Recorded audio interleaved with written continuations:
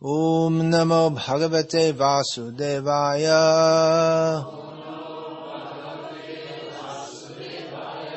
Om Namo Bhagavate Vasudevaya. Om Namo Bhagavate Vasudevaya.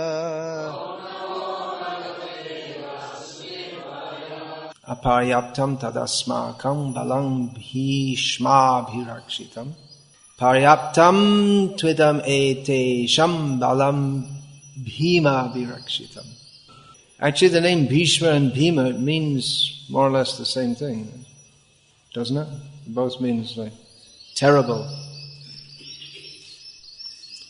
So, this verse is spoken by anyone? Duryodhana. Duryodhana. What does Duryodhana mean?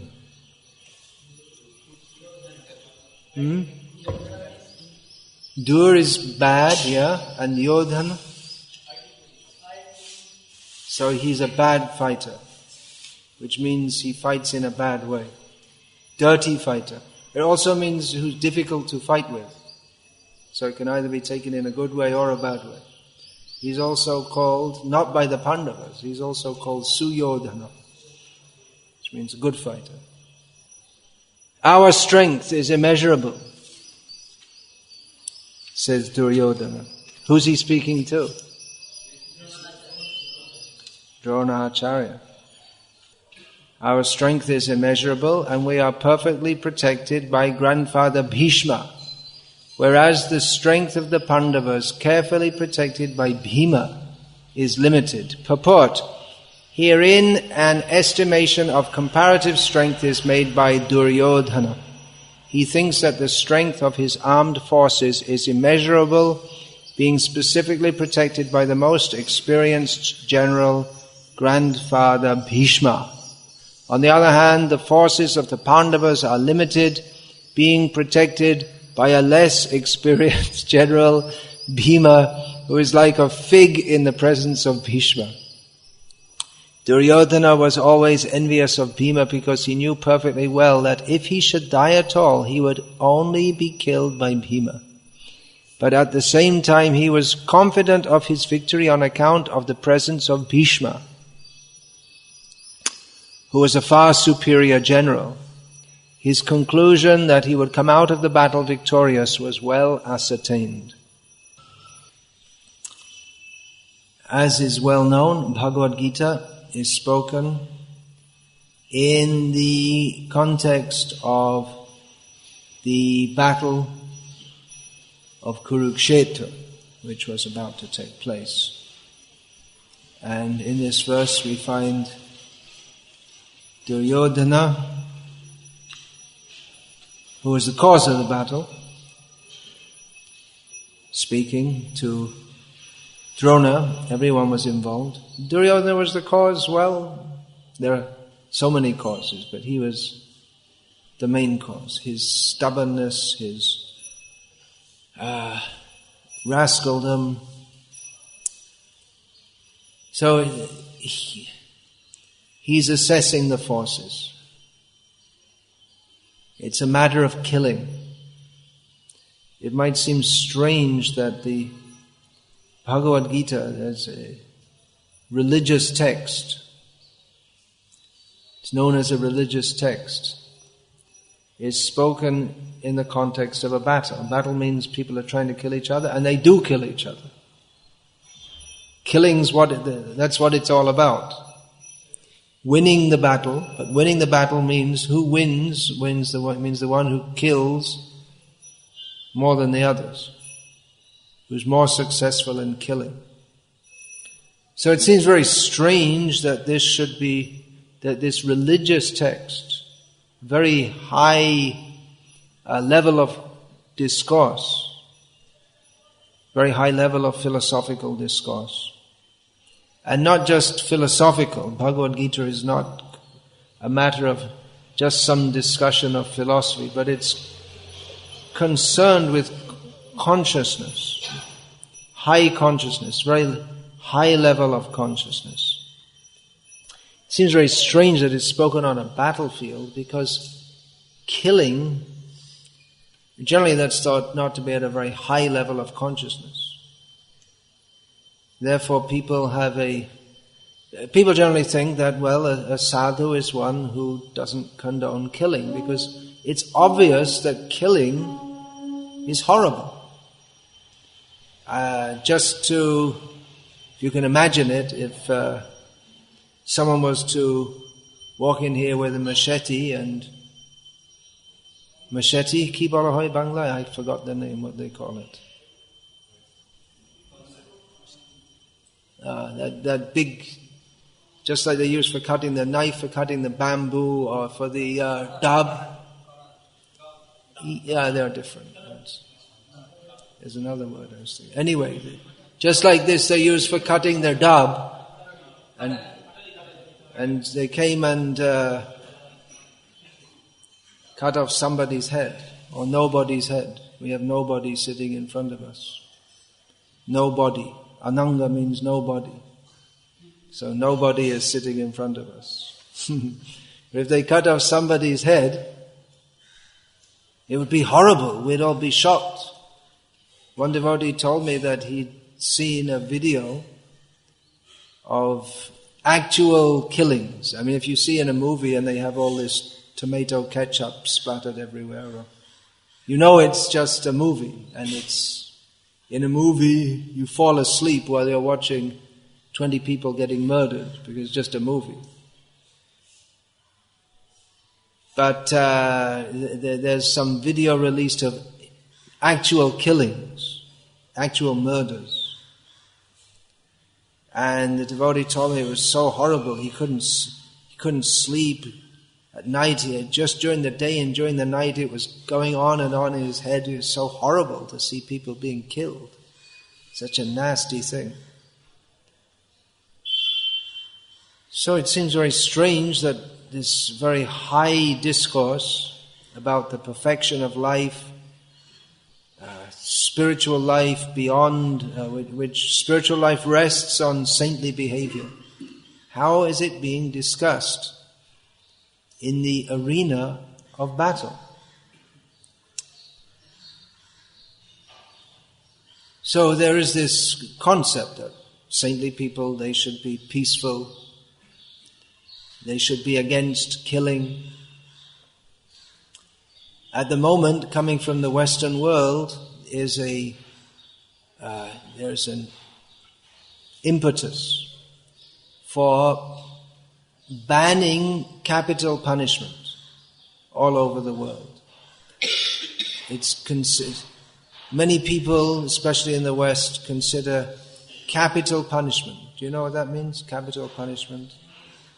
You know, it can be hanging or shooting or impaling. I mean, there are so many ways to do it.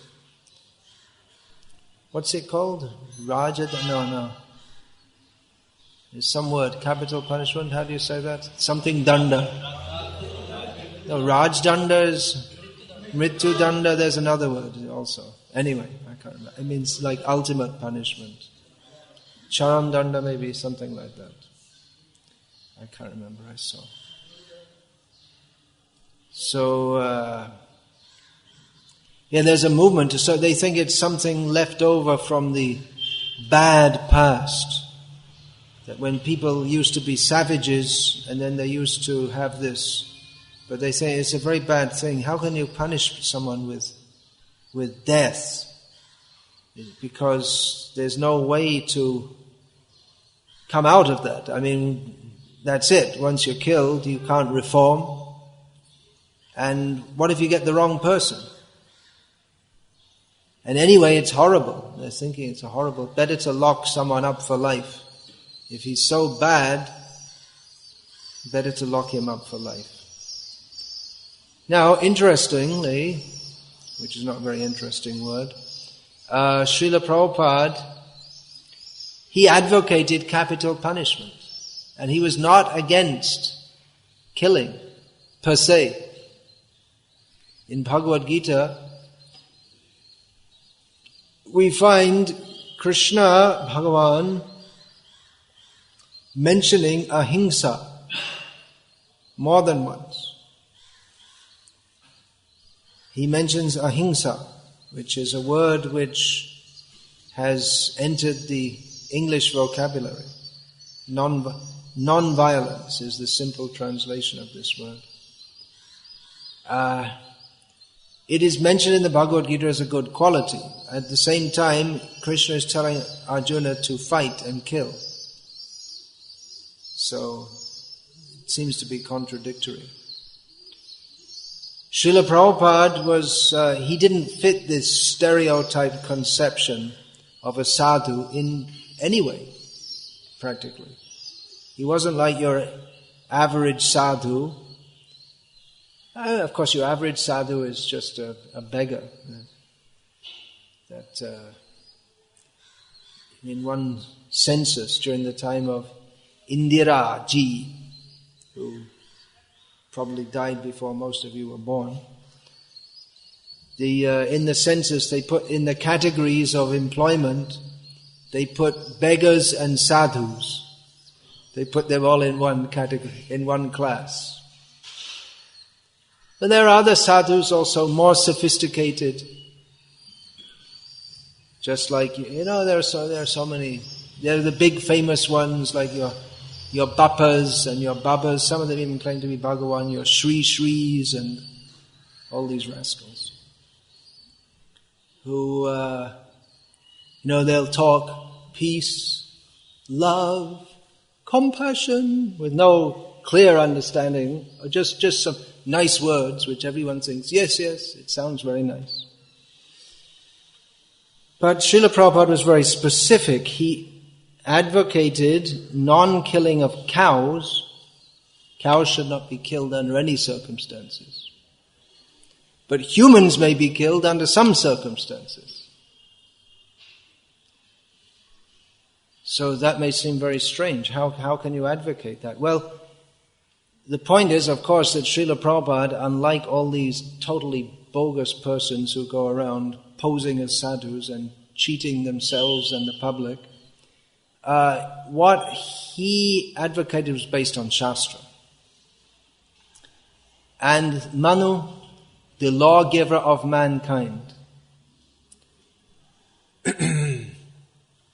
he says that in certain cases there should be capital punishment. A man should be killed under certain circumstances.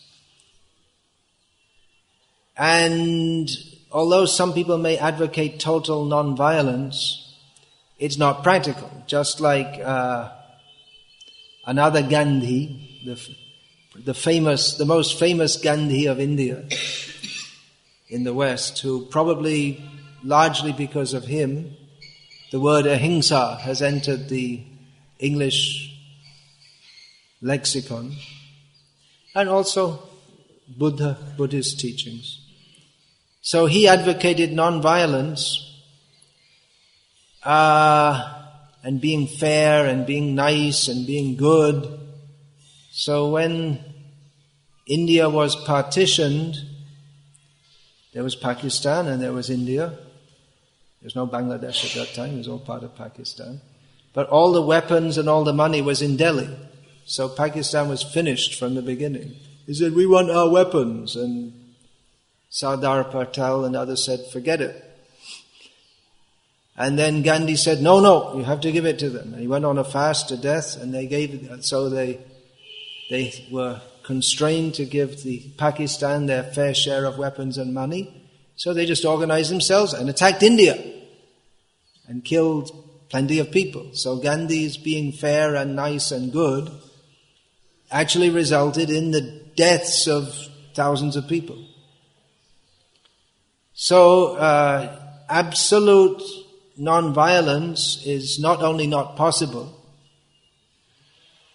but it's not desirable. The Jains, they propose absolute non-violence.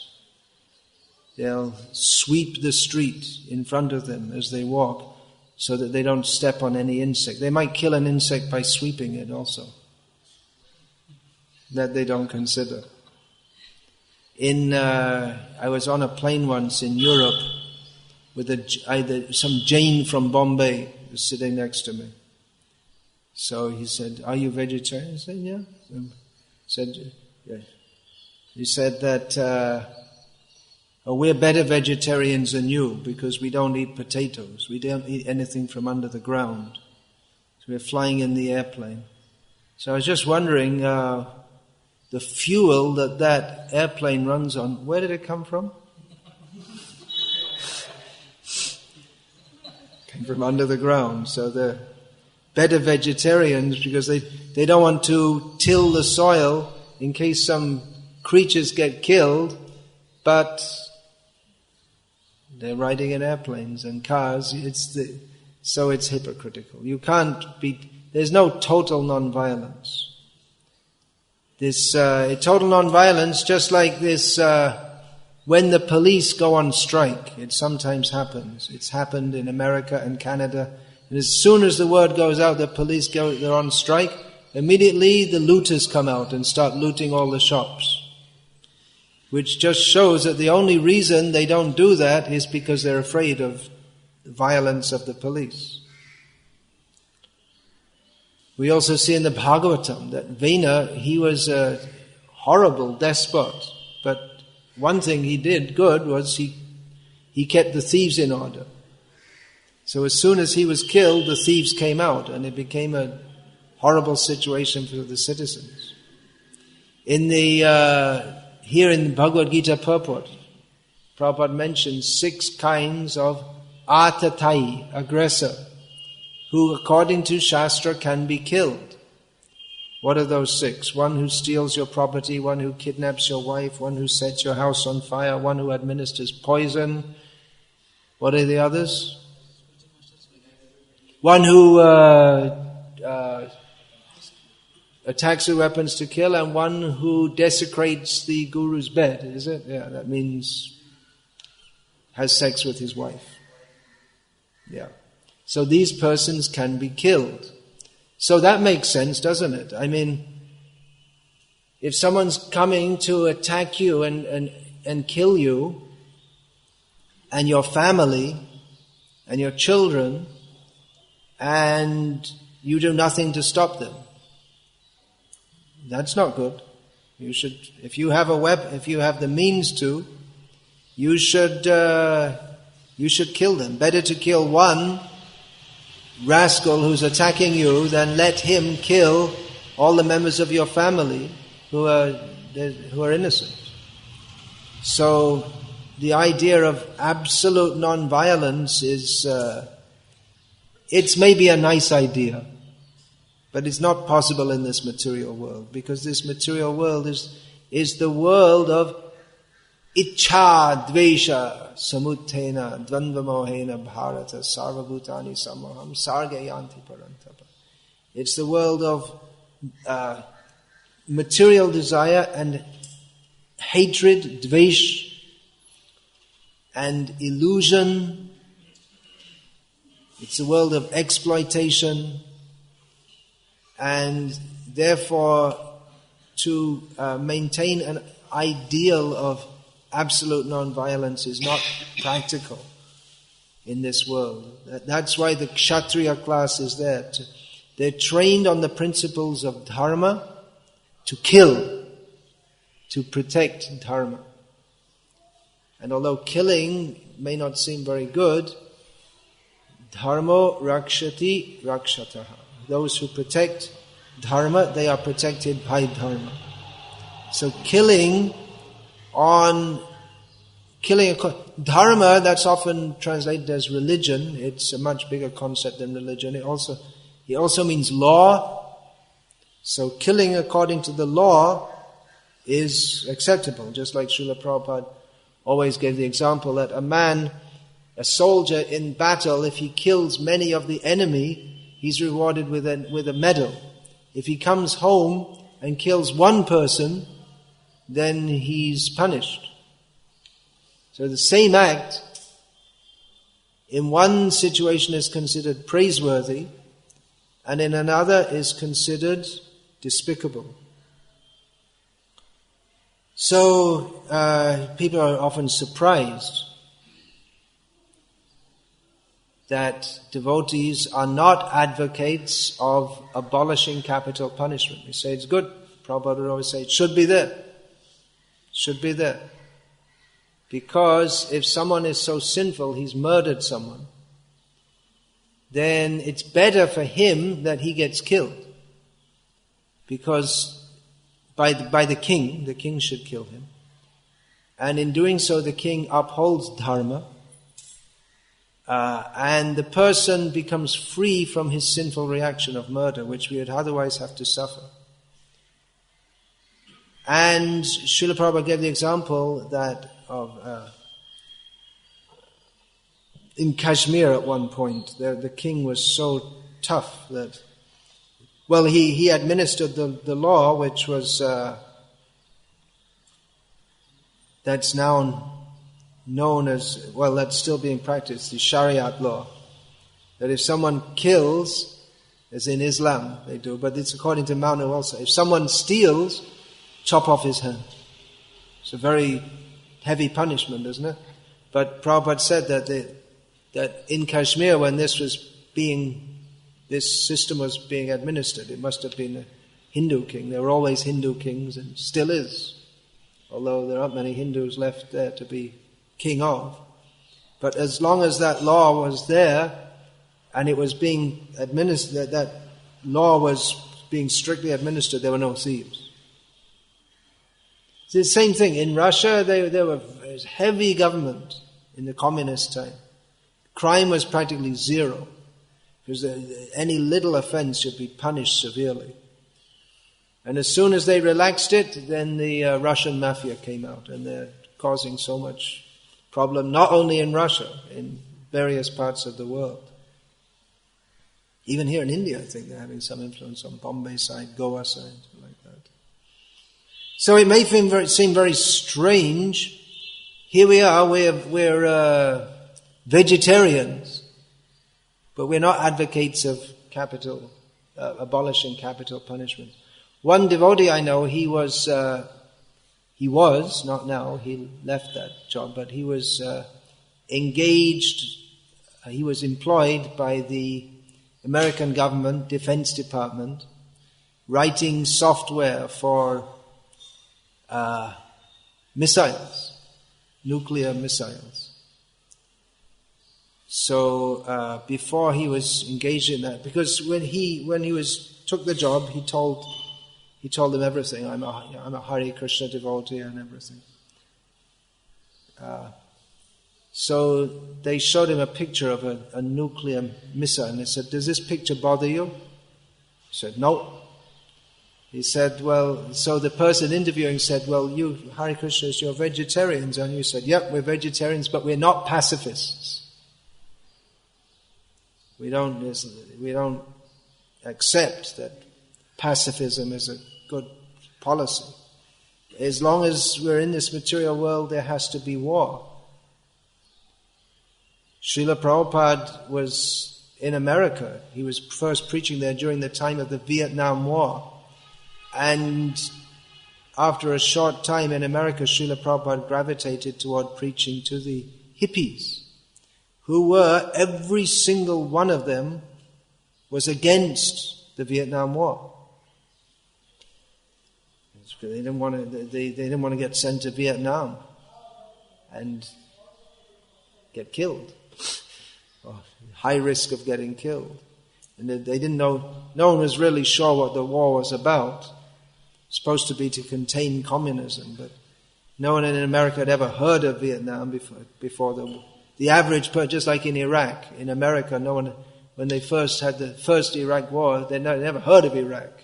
And most American people, they think the world begins in New York and ends in San Francisco. Oh, there's Hawaii also. You don't know your geography. Anyway, America is the whole world. Oh, there's some place just, there's Canada also. Britain, yeah, maybe, but Iraq, Vietnam, they never heard of such places. So they had no idea why they were fighting there. So they were completely against this war, but Prabhupada wasn't. And he used to give the example. He was teaching Bhagavad-gita, and he was telling the people who were coming to listen to him how Arjuna doesn't want to fight, and Krishna is telling him, you fool, you rascal, you must fight.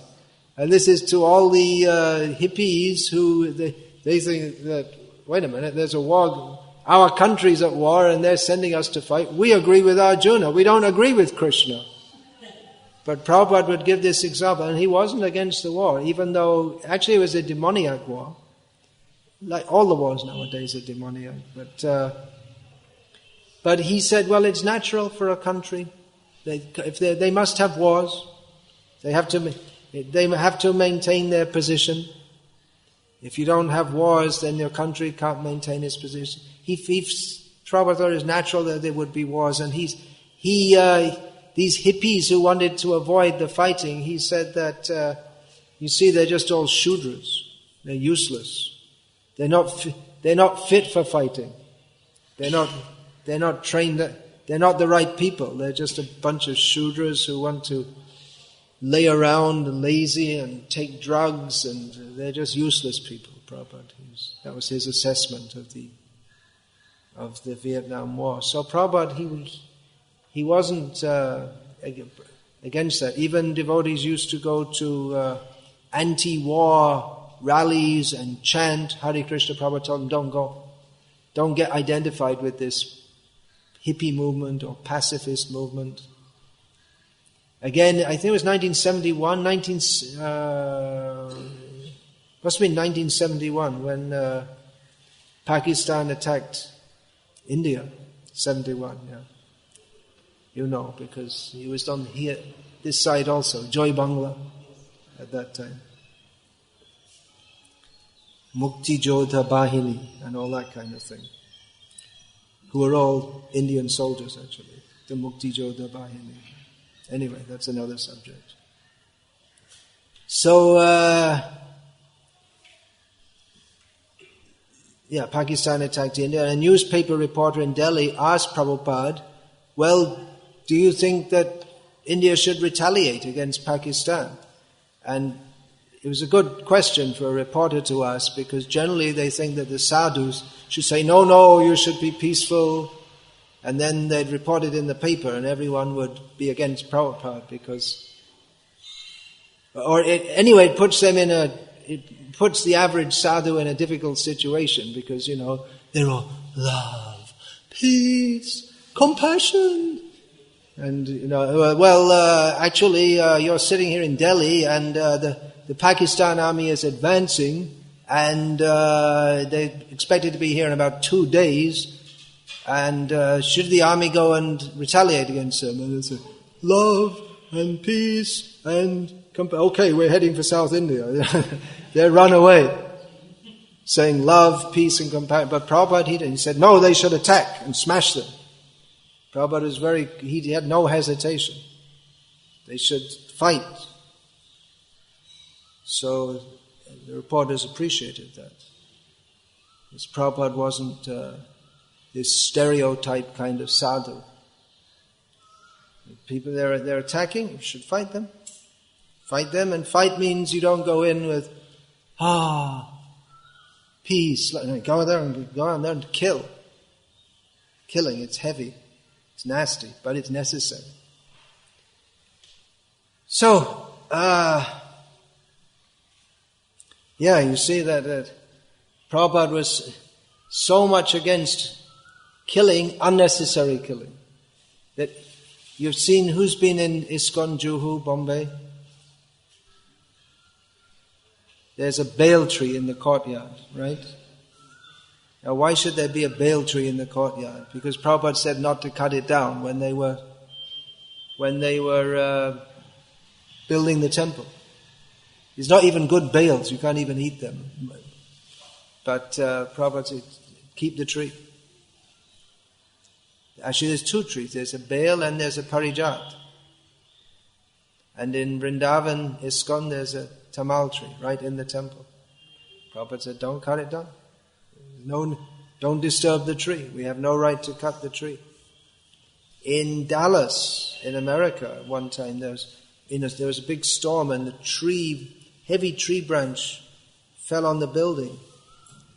And the devotees, it was uprooted and it looked very dangerous and it could fall and smash the building and it could be very dangerous. And so the devotees had it cut off.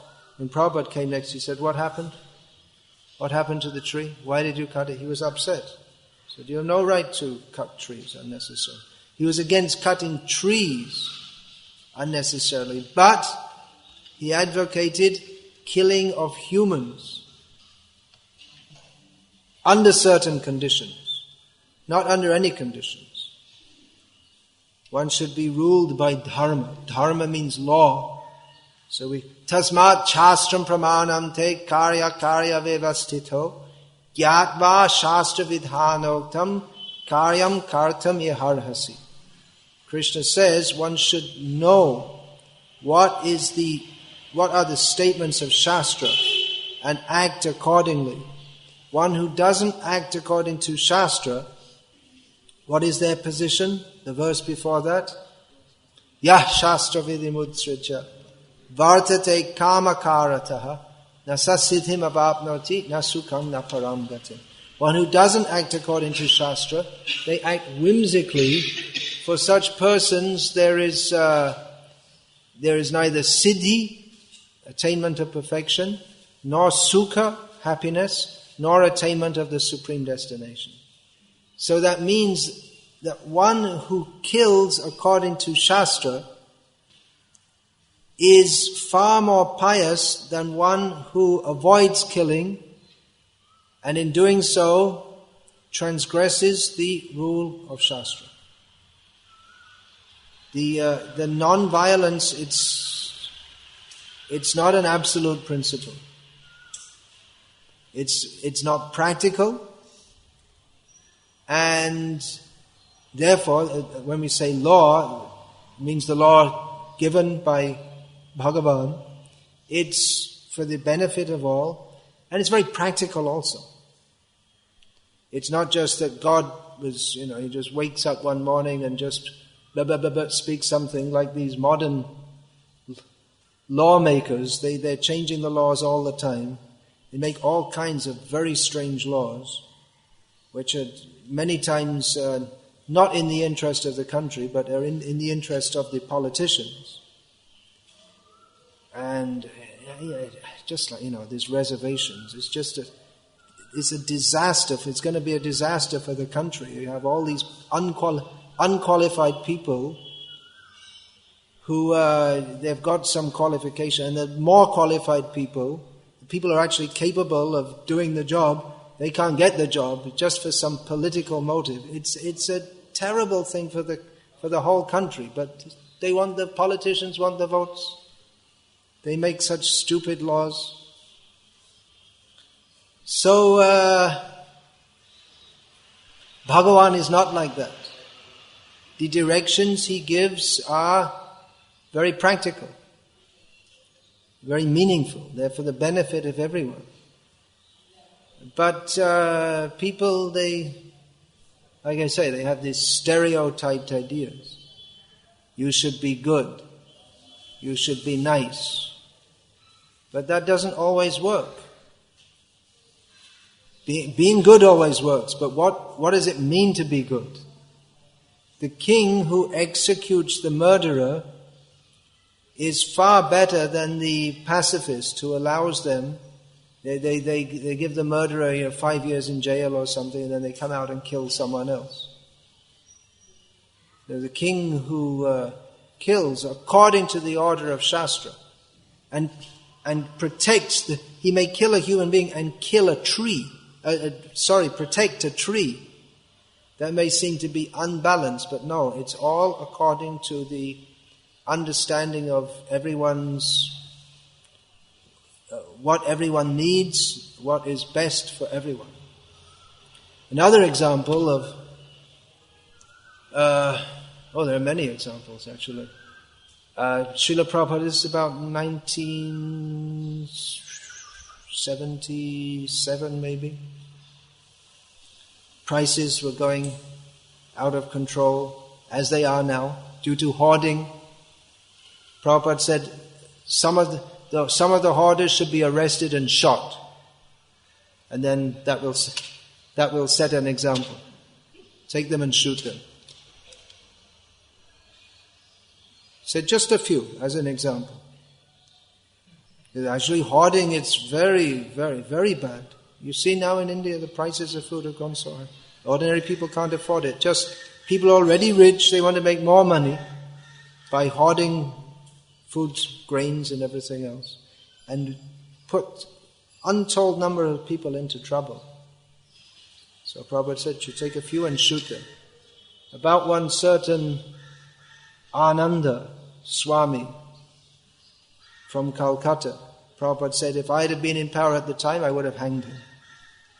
Someone who gave so much misinterpretation of Hinduism. He so badly misled people. Prabhupada said, if I had been in power, I would have hanged him. So, there are a few more these days who could maybe put some rope to good use. They're talking about nirguna, you can give them some guna. Guna also means rope. So they're saying nirguna and we're saying sagun. Here, you take this guna round your neck. Now this may seem, what are you talking about? Hanging sadhus? But no, these are not sadhus. They're cheaters and rascals posing as sadhus. Just like there's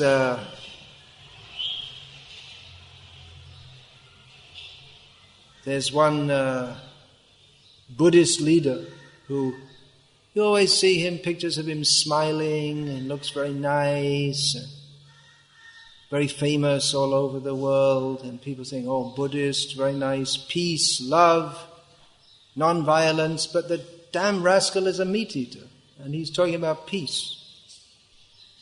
Isn't that hypocritical? I mean, killing is nasty. People think killing is very bad,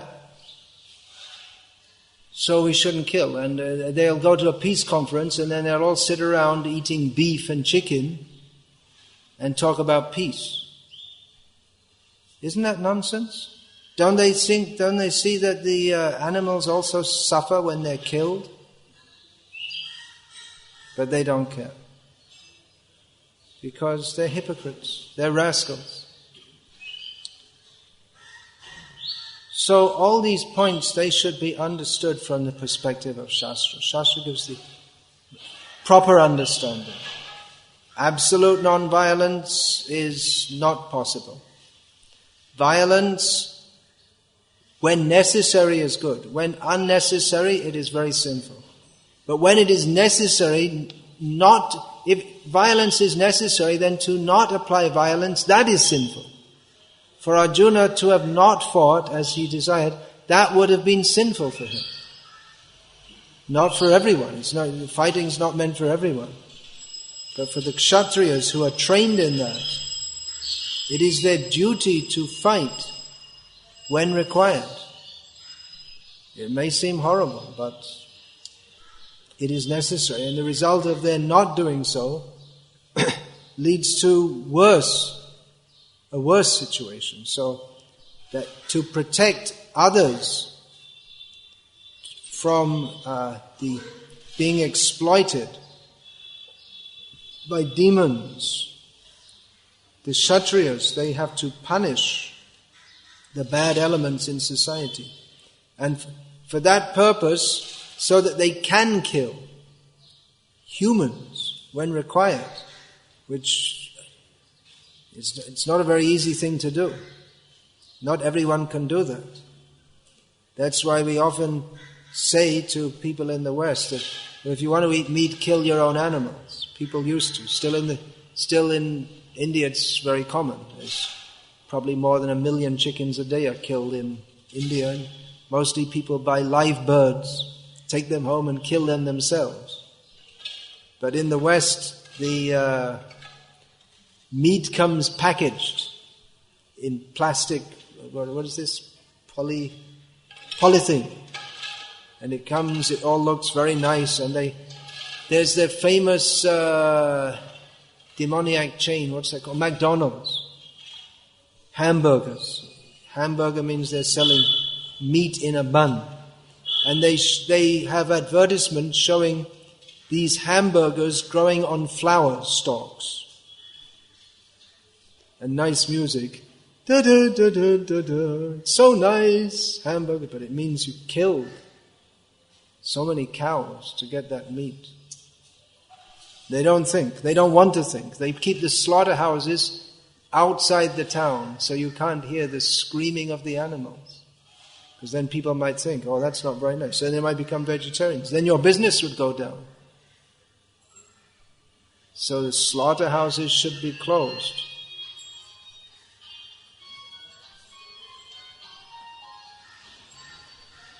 Cell phones should be closed.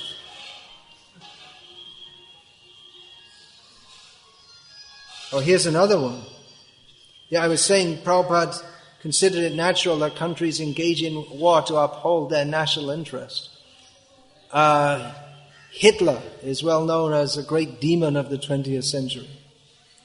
And Prabhupada also said he was a demon. But Prabhupada, regarding the persecution of the Jews, Prabhupada once commented, and this is not the kind of thing that we want to go and say in public, but as we're all our inside crowd here, Prabhupada said, yeah, well, the Jews were exploiting the German economy, so it's natural to protect the national interest that you take some action against them. So, of course, Hitler's action against them was extreme, to say the least. But on principle, Prabhupada wasn't against it. He just thought it was natural that in politics these things happen.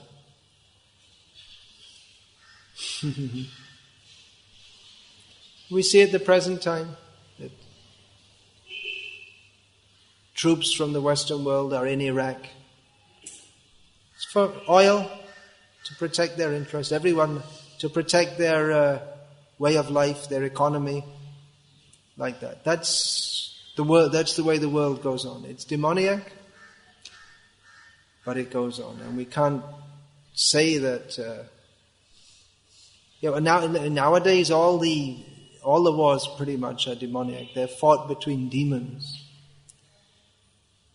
So, but there is a case for fighting for a proper cause. Even Prabhupada, who said if India should fight against Pakistan.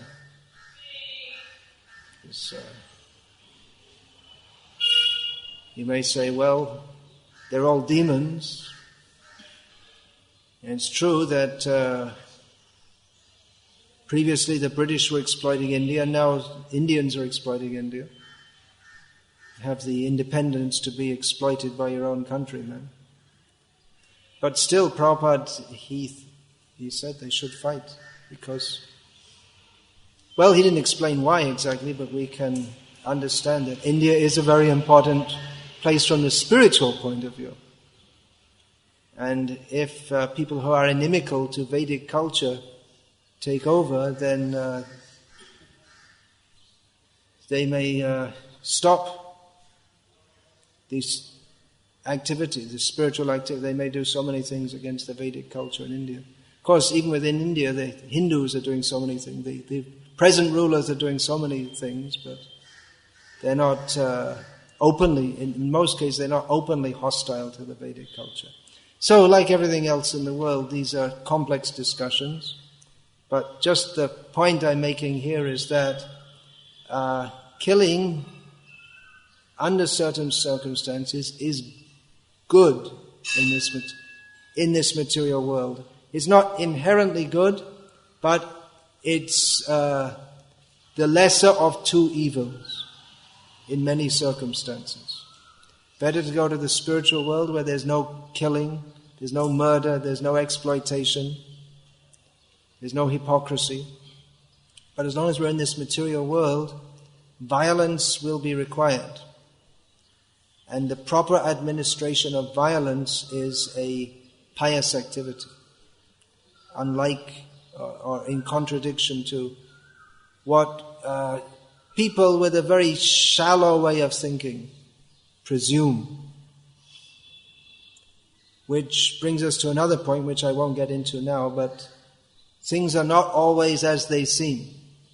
We have to go deeper and not just... As I'm saying, people say slogans, peace, love, compassion. Of course, these are all very good, but without properly understanding them, then in the name of peace, we may be condoning violence. Just like in most of the world, they say they want peace, but only for the humans. They're killing so many animals.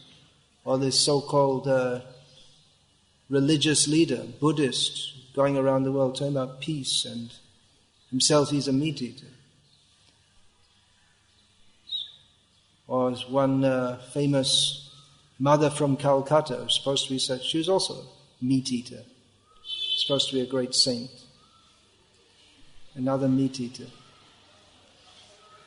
So you have to go a little deeper, understand according to Shastra what the actual situation is. So, Hare Krishna, any questions, comments? Anyone want to shoot me now saying, well, killing is good, we'll kill you, you rascal. You said so many nasty things, you're a hypocrite, you're not a sadhu, you should be killed, but we don't believe in violence, so we'll just hang you till you're almost dead and then let you go. Anyone?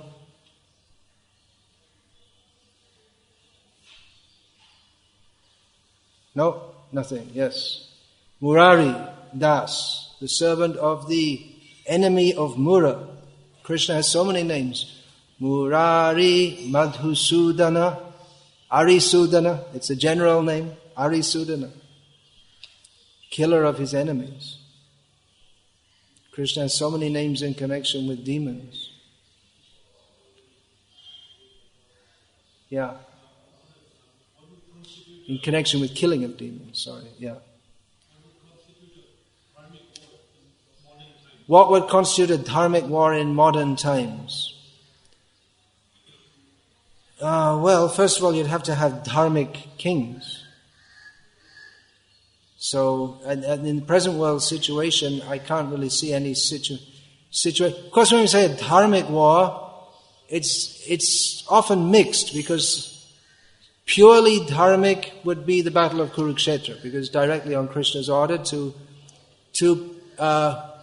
place Krishna's pure devotees in power. But it's in the material world, it's always mixed motives. Someone may be fighting for dharma, but the kings, they have their own sense of self-aggrandizement also. Actually, in Vedic culture, it's considered that one king who's stronger than another, he has the right to take him over. Who is stronger can do it. If you're stronger, then you should be in charge. It's better for the citizens to have a stronger king. So if you knock out one king, then you're entitled to the throne. So definitely there was a sense of, pride, which was not just in dharma, but in... That was famous, the Rajputs, they were always fighting among each other. This lot of egoism was there also. So a purely dharmic war is one which is conducted for the sake of dharma by people who are dedicated to dharma. But the fact is that the Rajas, they're in the material world like everyone else, and they do have a strong sense of egoism, but that should be contained by a sense of dharma. We find that one of the qualities of the kings mentioned in Bhagavad-gita, Ishvara Bhav. So that Ishvara Bhav, feeling like they're the boss, well, that's described already in Bhagavad-gita as being a demoniac quality. Ishvara ham aham bhogi. To think I'm the boss and I'm the enjoyer, that's demoniac. So the dharmic king thinks Ishvara ham aham sevi. I'm in charge here, but I'm a servant. So he's both a controller and a servant. If he has that mentality, then he's fit to take charge, and what he does will be on the basis of dharma. the Kshatriyas are supposed to be guided by Brahmanas. So if they are guided by a pure Brahmana or pure Brahmanas, actually they shouldn't take a decision to fight without their ministers who are Brahmanas. And if they do so, the Brahmanas are supposed to deliberate. Of course, dharma, to understand it, can be very difficult to understand how to apply it in any situation. So the Brahmanas, they may debate among themselves and come to a conclusion.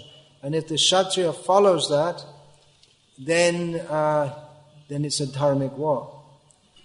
But sometimes the Kshatriya may have to make his own decision also. Like I say, we're talking about general principles here, but the application can be very complex. Just like Bali Maharaj made his own decision to defy his guru. And he did the right thing. In that case, in the case of Shukracharya instructing him not to break his word and not donate in charity to Vamanadev, so it would seem that Bali Maharaj, he should have just done what his guru said. But he defied his guru and he did the right thing. So it's not so easy. It can be very complex. Here's an interesting point. Around the time of Chaitanya Mahaprabhu, Prataparudra Maharaj of Utkal was engaged in fighting with Krishna Deva Rai from Vijayanagar. They were both Vaishnavas. They were both Vaishnava kings and they were fighting. They had full-scale war against each other. Interesting, huh? And then the Shakhi Gopal, the deity, was brought from Vijayanagar to Puri.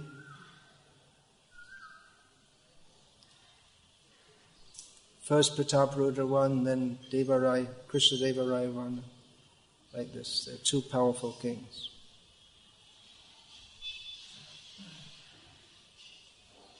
Yeah, anything else? Yeah, I saw this hand first.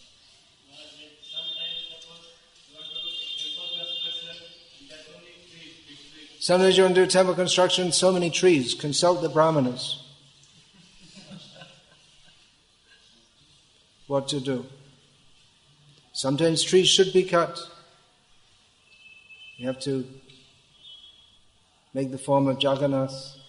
Trees should be cut. Daru Brahma. Wooden Brahma. There's no way to translate Brahma in English. Sometimes it should be cut. Should be cut, yeah, you need wood for making a temple, so a tree should be cut. Sometimes it's required. For clearing agricultural land, there are cases. I don't know exactly. I'm not a lawyer, Dharma Shastri. Yeah. There you have to see. But unnecessary cutting of trees is sinful. Yeah, who else? You had a question, yeah. Yeah. How to understand it? Well, it may be difficult to understand. Not everything's easy to understand. It's difficult to understand why Krishna told Arjuna to fight. You have to go more deeply into it to understand. I don't know the details, so I can't say. Just making a point here.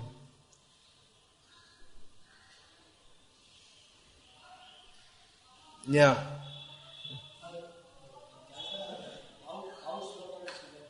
In Kolkata, cow slaughter is very high. It's all over India, even in the states where it's not supposed to be. Very high. What should we do? Well, Srila Prabhupada, he didn't make a movement per se to stop that. I mean, I remember first time I came to Calcutta, going over the Howrah Bridge and seeing all these cows being driven to slaughter. This was in 1976, and I was shocked. I just come to India and this is horrible. Prabhupada was on the planet at this time. He didn't start a Goraksha Andalam. But he did start the Kisan Andalam. That he himself started, but it never really took off. He wanted devotees to go village to village and tell the farmers, stay in the village, grow your own food, don't come to the city. That was, Prabhupada had an all-encompassing solution. You see, if you tell people not to kill cows, nowadays everything's money, money, money. Cows are money.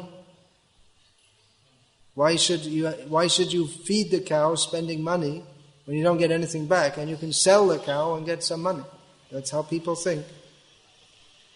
So by showing how we can, not showing how, actually everyone was doing that up to one generation ago. You live in the village, produce your own food, and you protect the cow. And the cow, even in old age, Prabhupada, he said that the real profit from the cow is not the milk, it's the urine and the gobar.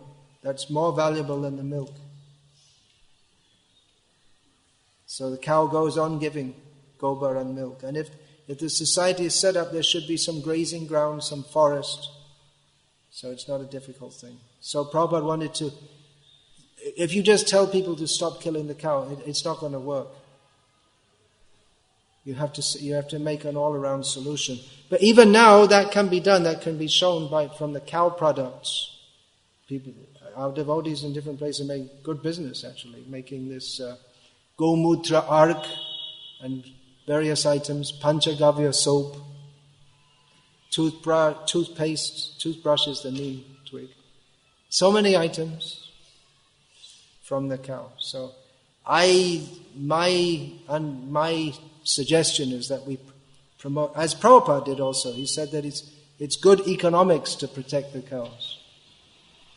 And it's bad economics to kill them, because even you have the tractor, but then it breaks down, and then it's so expensive to repair it, and better to keep the cows. And they fertilize the field as the bulls, as they plow the field. Okay. Anything else? Yeah. Yeah, you had to say something. I think people in developing society should be taught what real ahimsa is. People should be taught what real ahimsa is. Yes, they should be. We have many things to teach. You please do so. Our movement should teach society according to Bhagavad-gita as it is.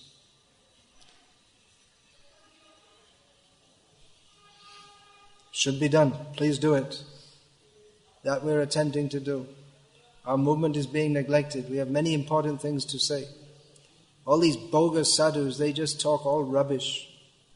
Our movement has actually got something, and they think, if someone has some big name and fame, they think he's very important. People, they like to be cheated. There are so many cheaters. And they'll come and they'll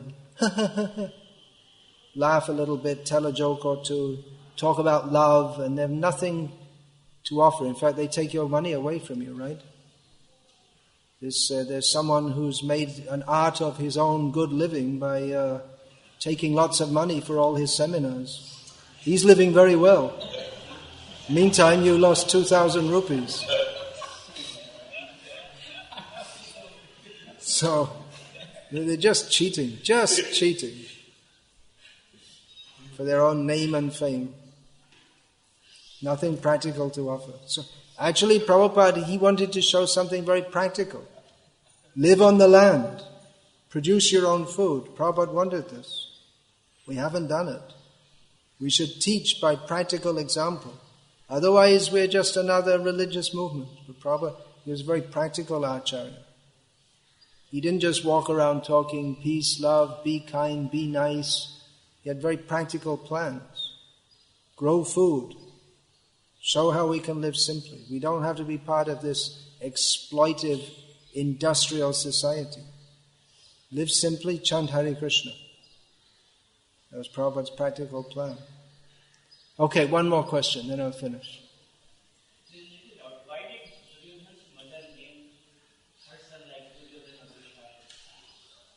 Duryodhana, from the Kshatriya's point of view, is a good name, means difficult to fight with. Dushashan also means difficult to control. It's a good name for a Kshatriya. Actually, I have two meanings. One is It can be taken the other way also, yeah.